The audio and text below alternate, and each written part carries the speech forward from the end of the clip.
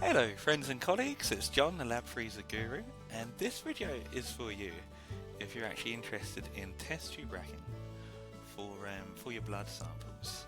So I know there's many of you out there who work in very high speed sort of environments, you're doing lots of processing of your blood samples. Now the issue is there's so many different types of little test tubes you'd use in this sometimes, and also the actual speed you're working at, things really need to stay organised. But it's really hard to find the perfect rack. One that fits in your freezer, and two that holds your specific type of tube. And maybe it holds your specific type of tube, but then your tubes end up swaying about left, right and centre, and it's a bit of a nightmare. This is how that problem is solved. So, this is a case study by the way. In fact, I will zoom out and show you the exact freezer this is for. Of course we cater to literally every freezer. This is the LABCOLD Advanced Freezer. It's massive. There's actually one door here which would open and another here which would open, and you'd have two compartments left and right, and in each left and right compartment you've got 1, 2, 3, 4. You've got another 4 compartments on each side, so it's actually an 8-compartment freezer, and this is what that would look like with all of these test tube racks stored inside. Stored an awful lot in there, very wide freezer. Now if you look at these racks, whilst they're designed for 3 types of tubes, the racks are actually all identical in size because they're just to fit perfectly in that freezer. But what actually changes is the number of levels in here. Of course you get a small tube, you can get more compartments in there.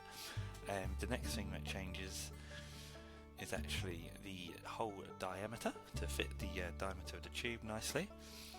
And then the other thing, you see this one's got one layer of holes because it's a flat bottom tube. But if you went over to a tube like this, where it's still flat bottom, but you can see where that would be unstable, you wouldn't want it to wobble and actually obstruct other tubes being put in and just get in the way, we would actually create 2 layers of holes per compartment, like we have here. One layer on top and a second layer just below halfway down, really give it that great stability. And honestly, the market just doesn't have this right now for you to go out there and find the perfect rack like this, which is why we love to design these racks bespoke and sell them to you at a great price, of course, so you can have the racks that actually are going to work.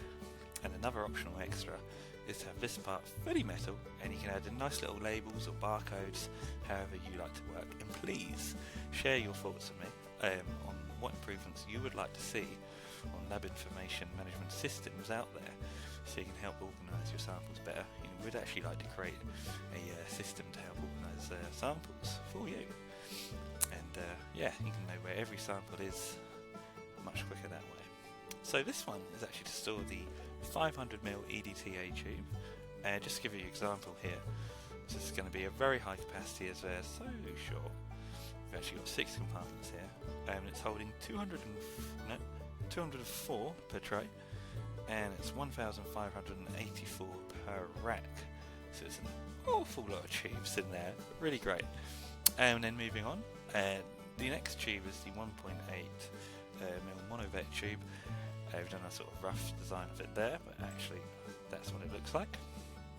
So yes, we've gone for 2 layers of holes here, and it's just 4 compartments, but it's a very similar diameter, and it's actually holding 812 per rack, and then the 3.4ml monovet tube is 812 per rack as well. So yeah, how interesting is that? We do test tube racks for literally any test tube. So do let me know if you need help with storing your test tubes, or you know a friend or colleague who needs help there too, or if you've got any questions and any advice, any sort of ideas on what you'd like to see in a LIM system, please let me know. And like the video if you enjoyed it. Thanks.